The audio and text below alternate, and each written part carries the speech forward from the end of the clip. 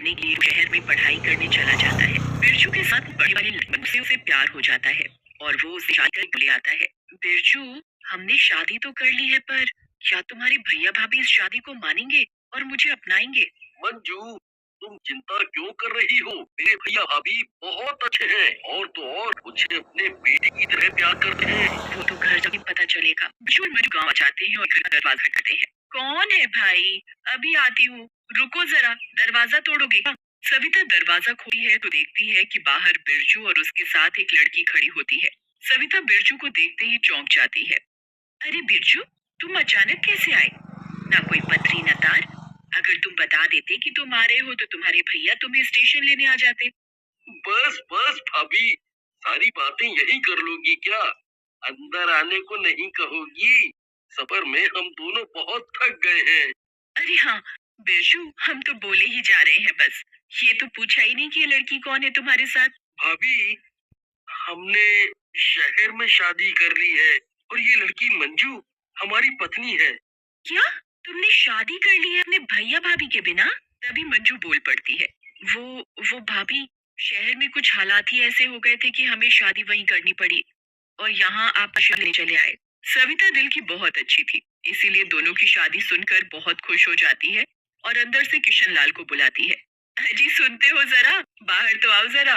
देखो तो अपना बिरजू आया है। किशन लाल जल्दी से बाहर आ जाता है और खुशी से बिरजू गले लगा लेता है। बिरजू, मेरे भाई, तू आ गया। तुझे देखकर मैं बहुत खुश हो गया। तभी सविता बोल पड़ती है। जी, अपने बिरजू ने शहर में शादी कर ली और ये लड़की मंजू इसकी पत्नी है। अच्छा बिरजू, तू खुश है तो मैं भी बहुत खुश हूँ। अब तुम दोनों ऐसे ही खड़े रहोगे क्या? हम दोनों का आशीर्वाद भी तो लो। बिरजू और मंजू भैया भाभी के पैर छूकर उनका आशीर्वाद लेते हैं। चलो अब तो अंदर चलकर आराम कर लो। थोड़ी दिनों में सभी गांव वालों को भी पता चल जाए है बिरजू किशन लाल का भाई शहर की लड़की से शादी करके आया है। गांव वालों को ये बात बिल्कुल अच्छी नहीं लगती। अरे बहन, सुना तुमने? बिरजू ने शहर में शादी कर ली है। सविता और किशन लाल ने उन दोनों को अपना भी लिया और घर में भी घुसा लिया। हाँ बहन, सुना मैंने। कहीं इन्हें देखकर हमारी बहू बेटियां ना बिगड़ जाए। इस बिरजू ने हद ही कर दी है।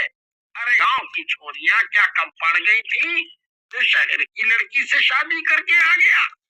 अब हम कर भी क्या सकते हैं? शहर में तो ये सब चलता रहता है। सभी गांव वाले अपने अपने घर चले जाते हैं और रात हो जाती है। पूरा गांव सोया हुआ होता है। बिरजू और उसकी पत्नी मंजू एक कमरे में सो रहे होते हैं। अचानक से मंजू को बहुत प्यास लग रही होती है। शरीर की थकावट की वजह से मंजू बिस्तर से उठ नहीं पाती और नींद में ही पानी पानी बड़बड़ाती रहती है। पानी, पानी, बहुत प्यास लगी है, कोई पानी पिला दो मुझे। पानी चाहिए मुझे, मेरा गला सूख रहा है। पानी, पानी। मंजू इतनी गहरी नींद में सो रही होती है कि पानी पीने के लिए भी उठ नहीं पाती। अचानक से क्या होता है कि पानी की तड़प से उसके शरीर से उसकी आत्मा निकलकर पानी की तलाश में जाती है और वो रसोई में रखे मटके में से पानी पीने के लिए उसके अंदर घुस जाती है। तभी सविता आहट सुनकर उठ जाती है और रसोई में जाकर देखती है। अरे, ये मटके का ढक्कन किसने हटाया? शायद बिल्ली होगी, उसने हटा दिया होगा। ढक दूं, नहीं तो इसमें मक्खी मच्छर गिर जाएंगे। सविता मटके को ढककर वहां से चली जाती है और फिर सो जाती है। मंजू मटके के अंदर बंद हो जाती है और चिल्लाती रहती है। मुझे यहाँ किसने बंद किया? मुझे निकालो यहाँ से, मेरा यहाँ दम घुट रहा है। कोई है? बिरजू, बिरजू मुझे निकालो यहाँ से। मंजू की आत्मा की आवाज कोई नहीं सुनता। सुबह जब बिरजू सोकर उठता है और मंजू को उठाने की कोशिश करता है। मंजू, उठो, सुबह हो गई। अरे मंजू, उठना नहीं है क्या? चलो उठो, उठो। कोई हलचल नहीं होती। बिरजू उसे हिलाता है उठाने के लिए, पर मंजू नहीं होती। तो बिरजू बहुत घबरा जाता है और भाभी और भैया को आवाज लगाता है। भाभी, भैया, जल्दी आओ। देखो ना मंजू को क्या हो गया है। ये तो उठ ही नहीं रही है, कोई जवाब भी नहीं दे रही।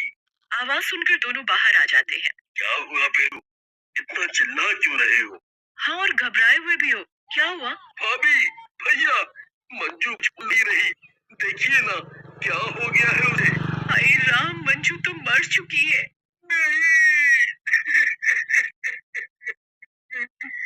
मेरी मंजू मर नहीं सकती। कल तक तो वो बहुत खुश थी। कल रात को तो हम दोनों ने बातें भी करी थी। फिर दोनों सो गए थे।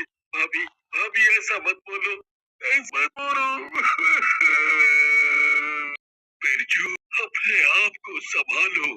अब मंजू इस दुनिया में नहीं रही। बिरजू बहुत रोता है तो रोने की आवाज सुनकर गांव वाले भी इकट्ठा हो जाते हैं। इतना शोर क्यों हो रहा है? कौन हो रहा है? बिरजू रो रहा है। उसकी पत्नी मंजू अब इस दुनिया में नहीं रही। रात को ही पता नहीं क्या हुआ, सुबह वो मरी हुई मिली। ये तो बहुत बुरा हुआ भाई। कल ही तो बेचारा शादी करके लाया था और आज ये सब हो गया। अब क्या करना है भाई लोग? बिरजू की पत्नी का अंतिम संस्कार कर दो।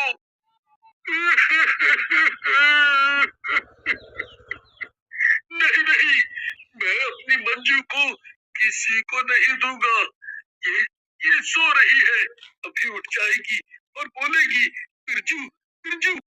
क्या खा लो, अब मंजू इस दुनिया में नहीं रही, अब उसका अंतिम संस्कार कर दो। फिर गांव के 4 लोग आकर मंजू को ले जाकर उस दिन सर देते हैं। बिरजू बहुत रोता है और किशनलाल और सविता उसे तसल्ली देने में लग जाते हैं। बिरजू, बिरजू, बिरजू। कौन कौन? मंजू, मंजू ये हो गया? मंजू तुम कहाँ हो? मुझे पता था तुम नहीं होगा। तुम ठीक हो? मंजू, मंजू। तभी भाभी आ जाती है। कोई नहीं यहाँ बिरजू, तुम्हारा वहम है। तुम्हें उसकी बहुत याद आ रही है ना, इसीलिए तुम्हें उसकी आवाजें सुनाई दे रही है। चलो बिरजू, आज तुम मेरे पास सो जाओ। बिरजू किशनलाल के पास सो जाता है और बिरजू कमरे में भाभी सो जाती है। सोने के बाद तभी आवाज आती है, बचाओ, मुझे बचाओ, बिरजू, बिरजू। ये आवाज तो आ रही है, मुझे भी सुनाई दे रही है। कुछ तो गड़बड़ है, कल तांत्रिक बाबा को बुलाती हूँ। सुबह होते ही सविता तांत्रिक बाबा को बुला लेती है। बाबा हाथ में नींबू लेकर एक मंत्र बोलता है और सारे घर में घूमता है। उस वक्त सभी घर में ही आसपास होते हैं। बाबा को कुछ समझ आता है। ये मेरे नींबू वाला हाथ इस मटके के पास रुक गया है। इस मटके में कुछ है। हम्म, हम्म, इस मटके में एक आत्मा है, लड़की की, जो अभी इसी में तड़प रही है बाहर आने के लिए। कोई भी इस मटके को हाथ नहीं लगाएगा। अभी हम ध्यान लगाकर सब देखते हैं क्या माजरा है। बाबा ध्यान लगाकर सब पता कर लेता है। क्या हुआ बाबा, कुछ तो बताओ। चुप करो, बहुत बड़ा पाप हुआ है। ये लड़की रात को सो रही थी, उसे बहुत प्यास लगी थी, तो उसकी आत्मा निकलकर पानी पीने इस मटके में उतर गई और सविता ने इस मटके को ऊपर से ढक दिया। इस मटके में मेरी मंजू है। मंजू, मंजू मैं आ रहा हूँ, तुम्हें यहाँ से निकालने आ रहा हूँ मंजू। मूर्ख, ऐसी गलती मत करना। ये अब तेरी पत्नी नहीं है, ये एक भयानक चुड़ैल बन चुकी है जो तुम सबको मार डालेगी। अब हम क्या करें बाबा? हमने जानबूझकर कुछ नहीं किया। जैसा मैं कहता हूँ तुम वैसा करो। इस मटके के ऊपर लाल कपड़ा बांधकर इस मटके को जंगल के बीचों बीच एक पेड़ होगा बरगद का, उस पर लटका कर आना और ध्यान रहे पीछे मुड़कर मत देखना। जैसा जैसा बाबा ने कहा वैसा वैसा ये काम बिरजू करके आ जाता है। रात को हवा चलने के कारण मटका नीचे गिर जाता है और मंजू की आत्मा बाहर आ जाती है। जिन लोगों ने मेरे शरीर को जलाया है, मैं उन लोगों को नहीं छोड़ूंगी, मैं उन लोगों को मार डालूंगी। जिन 4 गांव वालों ने उसका अंतिम संस्कार किया था वो उन्हें एक एक करके मार देती है। मंजू, मंजू, मेरी प्यारी मंजू कहाँ हो तुम? देखो, देखो तुम्हारा बिरजू तुम्हें बुला रहा है। बिरजू, बिरजू मैं आ गई। तुम्हारी मंजू अब तुम्हारे साथ ही रहेगी। तुम यहाँ? तुम तो मटके में बंद थी ना? मटका टूट गया था, और मैं बाहर आ गई अपना बदला लेने के लिए। मैं उन सबको मार दूंगी जिन लोगों ने मेरे शरीर को जलाया। नहीं, तुम ऐसा कुछ नहीं करोगी। इन लोगों ने जानबूझकर कुछ नहीं किया। बिरजू, ये तुम कह रहे हो? पता है ना उन लोगों ने मेरी क्या हालत की थी? मुझे मटके में बंद कर दिया था, अब वो मरेंगे। नहीं, तुम ऐसा कुछ नहीं करोगी। तभी अचानक से मंजू की आत्मा बिरजू के सामने से गायब हो जाती है और बिरजू घर जाकर अपने भैया भाभी को मंजू की आत्मा की सारी बातें बता देता है। क्या सच में बिरजू उसके शरीर को जिसने जलाने में मदद की वो उन सबको मार डालेगी? हाँ भाभी, मैं सच कह रहा हूँ। अब तो मैं भी मंजू के खिलाफ हूँ, क्योंकि अब वो बुरी बन चुकी है। मुझे तो लगा था कि मेरा प्यार उसे मरने के बाद भी अच्छा बना के रखेगा, पर नहीं, बदले की आग ने उसे बुरा बना दिया है। अब तो तांत्रिक बाबा को दोबारा बुलाने के अलावा और कोई रास्ता नहीं बचा। हाँ, सही कह रहे हो। मैं कल जंगल जाकर उन्हें घर ले आऊंगी। फिर अगले दिन बाबा उनके घर आ जाते हैं। अब तो एक ही रास्ता है। अब तुम सबको एक नया मटका लेना पड़ेगा और इस आत्मा को कैसे भी करके दोबारा बंद करना पड़ेगा और फिर उसे जलाना पड़ेगा, ताकि मंजू की आत्मा को शांति मिल सके। और ये काम सिर्फ बिरजू कर सकता है, क्योंकि ये कोई है मंजू सबसे ज्यादा प्यार करती है। हाँ बाबा, मैं ये काम कर सकता हूँ। बिरजू मंजू की आत्मा को मटके में लाने की योजना बनाने में लग जाता है। तभी मंजू की आत्मा बिरजू को पुकारने लगती है। बिरजू, बिरजू। बिरजू सोचता है यही सही मौका है मंजू की आत्मा को मटके में बंद करने का। बिरजू अपना हाथ जानबूझकर मटके में फंसा लेता है, ताकि मंजू की आत्मा को ये लगे कि उसका हाथ मटके में फंस चुका है और वो उसके हाथ को छुड़ाने के लिए मटके में घुस जाए। मंजू, मंजू, मंजू, देखो ना ये क्या हो गया है। मेरा हाथ इस मटके में फंस गया है। मंजू की आत्मा जल्दी से बिरजू के पास आ जाती है। हे भगवान, ये क्या कर लिया तुमने? अब कैसे निकालूं तुम्हारा हाथ? जल्दी से इस मटके में घुस जाओ और मेरा हाथ अंदर से धकेल कर निकाल दो। मंजू की आत्मा जल्दी से मटके में घुस जाती है और बिरजू का हाथ निकाल देती है और बिरजू जल्दी से उस मटके को एक लाल कपड़े से ढक देता है।